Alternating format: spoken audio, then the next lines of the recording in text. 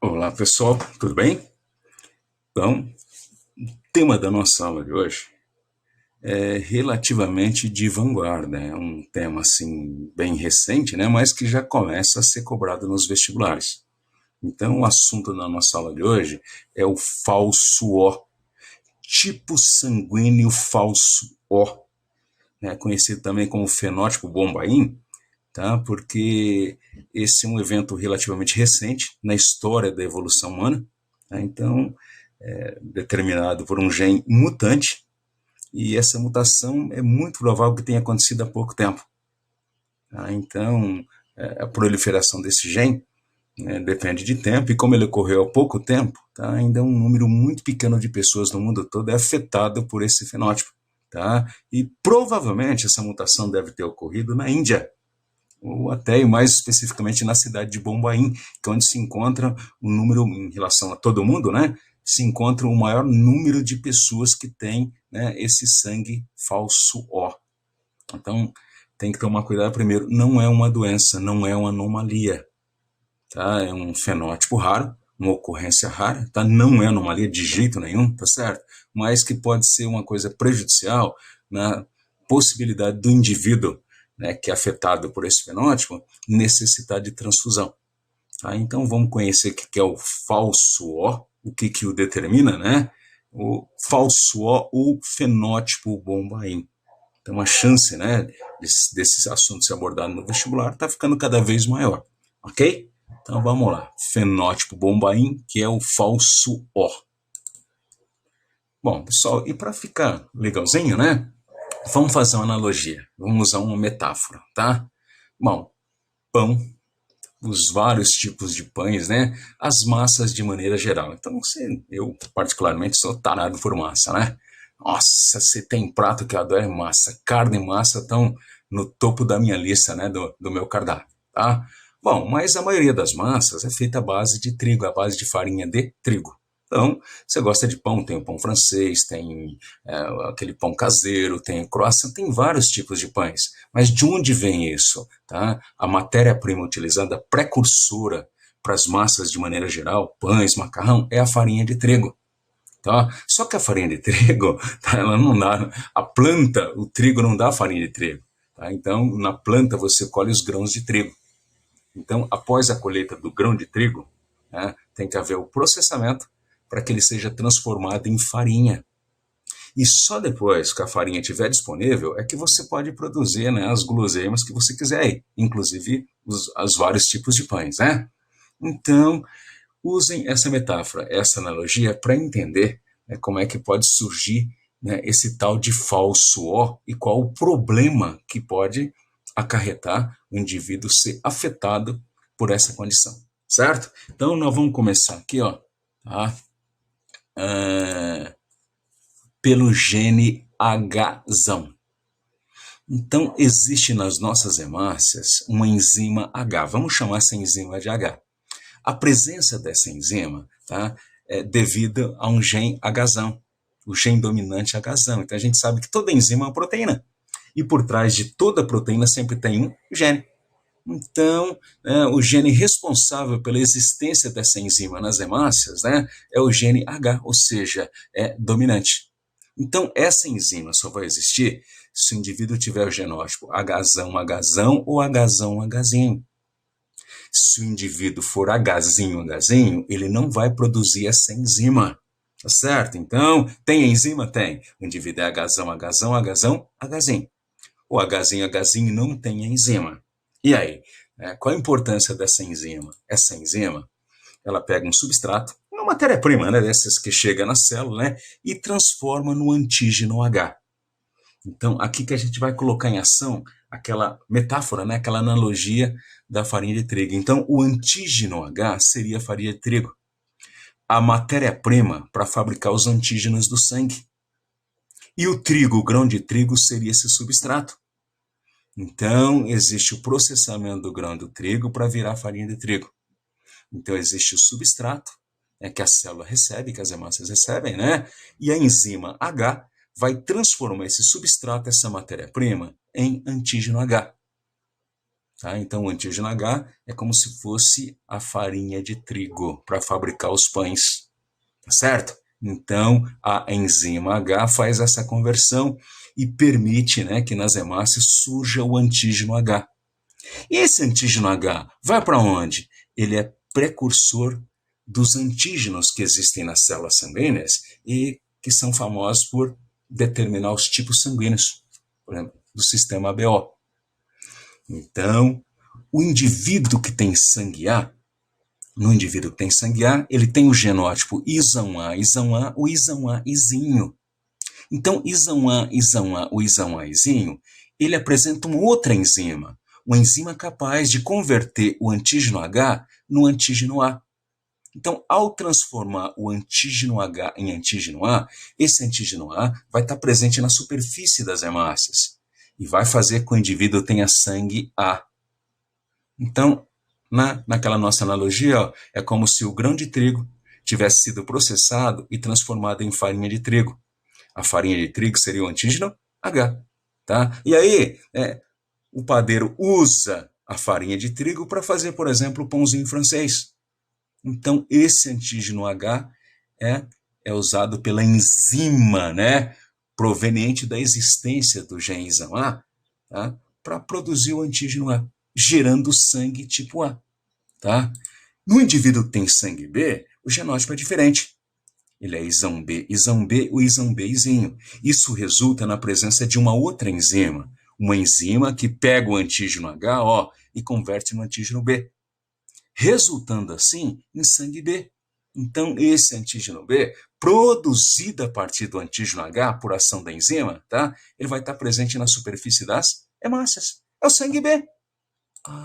E se o indivíduo for ISão A, ISão B, aquele indivíduo que tem sangue AB, ele tem as duas enzimas. Então, vamos supor que metade do antígeno H seja convertido em antígeno A e a outra metade em antígeno B.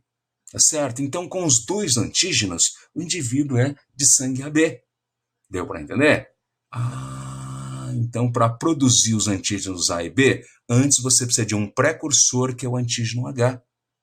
Então, a enzima que o indivíduo de sangue A tem se encaixa no antígeno H e converte esse antígeno H em antígeno A. A enzima que o indivíduo de sangue B tem vai se encaixar no antígeno H e convertê-lo em antígeno B. Então, é assim que funciona, tá? Bom, e o sangue O? O sangue O izinho, ele não tem nenhuma enzima que possa converter o antígeno H em antígeno A ou antígeno B. Então, nesse indivíduo de sangue O, na ausência das enzimas, né, não vai aparecer nem antígeno A nem antígeno B. Sem antígeno A e sem antígeno B, o indivíduo é tipado como O. Então, esse é o cara que tem sangue O. Não tem nem o antígeno A nem o B, mas ele tem o antígeno H. Ele só não tem a enzima, né, que vai transformar o antígeno H em algum outro antígeno. Tá certo? Então, é assim que a coisa funciona. Então, quem tem sangue AB e O, é exatamente assim que a coisa funciona. Mas não pode esquecer que o cara que tem sangue A, tá? AB e O, normalmente ele é Hzão ou Hzinho. Então, ele produz o antígeno H. Mas e o indivíduo que é Hzinho, ele não produz o antígeno H. Ele não tem o antígeno H. Então é aí que pode surgir, né, o falso O. Por quê? Sem o antígeno H, mesmo que o indivíduo seja do tipo A geneticamente, tá, ele tem a enzima que converte, né, o antígeno H em antígeno A. Mas se não houver o antígeno H, essa enzima existe, mas ela não serve para nada. Ela não consegue transformar o substrato, né, inicial, a matéria-prima inicial, em antígeno A. Então, sem o antígeno H, esse gene ISão A, ele serve para nada. A enzima que ele produz fica sem serventia. O mesmo acontece em relação ao indivíduo de genótipo para o sangue B. Então, ISão B, o ISão Bzinho. Tem aquela enzima, mas sem o antígeno H, essa enzima não tem em que encaixar. Então, não vai haver a produção do antígeno B. E o mesmo acontece para o cara que é isão A, isão B. Nossa! Então, o sujeito que é Hzão, Hzinho, mesmo que tenha o genótipo para o tipo A, genótipo para o tipo B ou genótipo para o tipo AB, ele não vai conseguir produzir nem o antígeno A, nem o antígeno B. Então, na hora de uma tipagem convencional, ele vai ser detectado como O. Então, é o famoso falso O. E é um exemplo de epistasia. Epistasia significa inibição. Então, ó, é aquela matéria lá da segunda lei, variação da segunda lei. É um exemplo de interação gênica. É quando um gene inibe a ação do outro, que não é o seu alelo. Então, nesse caso, o gene inibidor, o gene epistático, é o Hzinho. Então, quando o indivíduo tiver dois Hzinhos, tá, o isão A e o isão B não conseguem trabalhar. Eles são inibidos. Então, se o cara for Hzinho, Hzinho, mesmo que o cara tenha isão A em dose dupla, tá, ele não vai ter o antígeno A. Se o cara for Hzinho, Hzinho, mesmo que ele tenha isão B em dose dupla, ele também não vai conseguir produzir o antígeno B. Ele não vai ter a proteína B, o antígeno B. Ah, e o AB, mesma coisa. Ele pode ser isão A, isão B, mas se ele for Hzinho, Hzinho, o Hzinho, Hzinho inibe a ação tanto do isão A quanto do isão B. Então a gente fala que o Hzinho, né, é epistático e o isão A e isão B são hipostáticos. Então o Hzinho inibe, tá? E o isão A ou isão B são inibidos. Então, um exemplo clássico de epistasia recessiva. Porque o gene epistático inibidor, ele tem esse efeito inibidor quando é recessivo. Então, tá aqui, ó, na ausência do antígeno H, que é o precursor, não poderão ser produzidos os antígenos A ou B, não importa o genótipo, certo? Bom, só que esse não é todo o problema. Na realidade, olha, tá? Esse antígeno H, ele não é todo transformado em antígeno A e antígeno B. Então, se o cara tem sangue A, sangue B, sangue AB, tá? Ele tem também o antígeno H no seu sangue, que interfere nas transfusões. E o indivíduo que tem sangue O, tá? Ele não tem nem antígeno A nem antígeno B, mas ele tem o antígeno H. Então, esse indivíduo que tem o antígeno H, o normal, a maioria dos indivíduos do mundo todo, né? Ele recebe sangue com antígeno H e tá tudo bem, tá? Mas o problema é, se esse indivíduo que não tem o antígeno H, se ele receber o antígeno H, vai haver uma rejeição compatível com a morte, ou seja, uma transfusão incompatível. Sacaram? Então é isso que a gente está vendo aqui, ó. Mesmo possuindo os genótipos isão A alguma coisa, isão B alguma coisa, ou isão A, isão B, o indivíduo será tipado como O. Não, porque ele, ó, não vai conseguir produzir nenhum dos antígenos, nem A nem B. Então, nessa tipagem convencional, o resultado vai aparecer como O. Tá? Mas como ele não possui o antígeno H, tá? Ele rejeita esse H.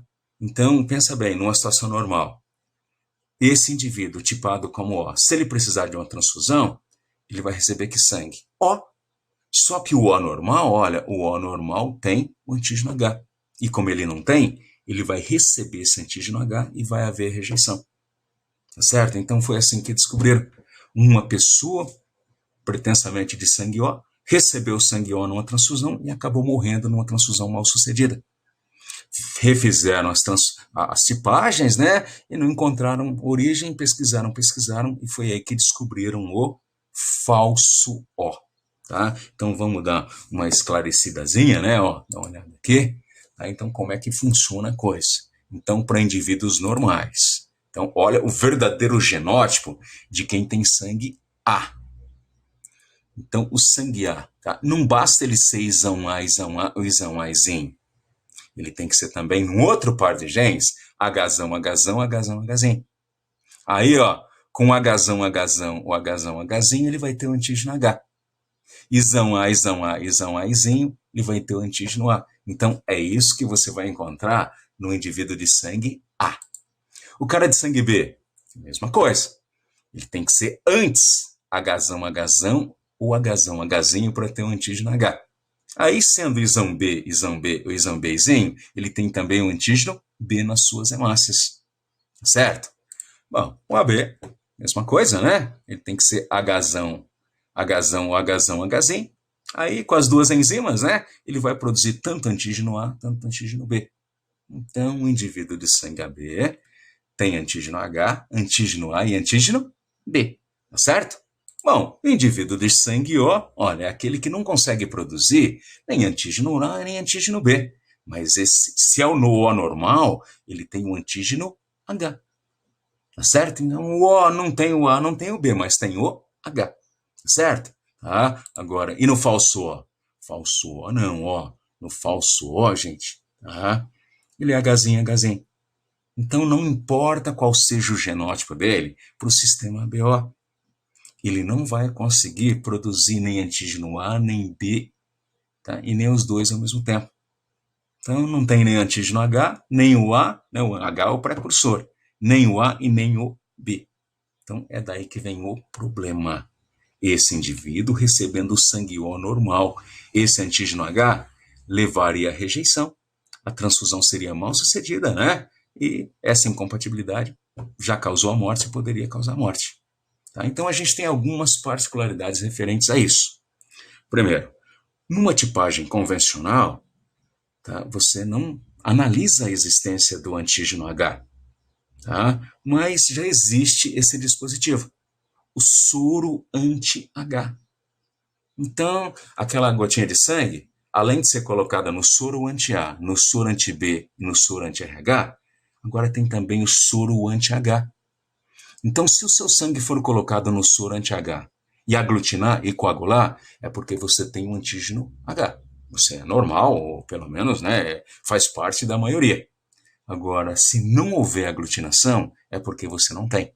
Então, aí você é o cara do falso O. Tá? Mas e aí? E se porventura eu for detectado? É muito difícil porque a frequência desse gene aqui no Brasil praticamente é zero ainda. Como eu falei para vocês, né? Foi detectado inicialmente na Índia, principalmente em Bombaim, mas a gente tem lá, na cidade de Bombaim, a frequência é de um indivíduo com essa condição, com esse fenótipo, para cada 10 mil camaradas da população, de cada 10 mil pessoas da população, certo? Bom, na Europa, principalmente Europa Ocidental, já se tem uma estatística de 1 para 1 milhão. Aqui a gente ainda não tem essa estatística, tá? Bom, mas como eu falei para vocês, é uma mutação recente e a tendência é que esse gene se espalhe. Por quê? Porque ele não está sob seleção. Ele não é um gene deletério, como eu falei para vocês, não é uma doença. Tá? Se é um gene ruim, aquele gene que, né, que coloca o indivíduo em maus lençóis, ele tende, né, a não se espalhar ou se espalhar devagarinho. Mas esse não. Como ele não prejudica ninguém, como ele não afeta a reprodução, ele vai se espalhar facilmente na população e dentro de algumas décadas, tá, uma parcela legal, né, da população mundial vai ter, né, essa condição, certo? Bom, mas e principalmente hoje, né? Aqui a gente não pode ter nos bancos de sangue, tá? Esse sangue falso O, sem o antígeno H. E se alguém precisar? E se porventura aqui no Brasil hoje um médico detectasse um paciente de falso O precisando de uma transfusão de sangue? Então ele teria que contatar a OMS, a Organização Mundial de Saúde. Então a OMS já organizou, né, tá, um banco de sangue para o falso O. Tá? Porque, é claro, né, não tem como ter essa disponibilidade no hospital da esquina. Então, numa situação em que há necessidade, tem que contatar o OMS, tá? E, claro, né, através de avião, tá? 2 dias no máximo, esse sangue vai estar disponível para o paciente. Tá certo? Então, essas são as medidas que a gente tem hoje, né, para poder sanar o problema, caso você encontre se depare com alguém com falso O. Tudo bem? Bom, então fiquem alertas, né? Porque é uma matéria que tende a começar a ser explorada nos vestibulares. Ok? Então, esse é o falso O, o fenótipo Bombaim, né, por causa da incidência maior em Bombaim, na Índia. Ok, pessoas? Então, até. Um abraço. Mais um tipo sanguíneo para a gente dominar, né?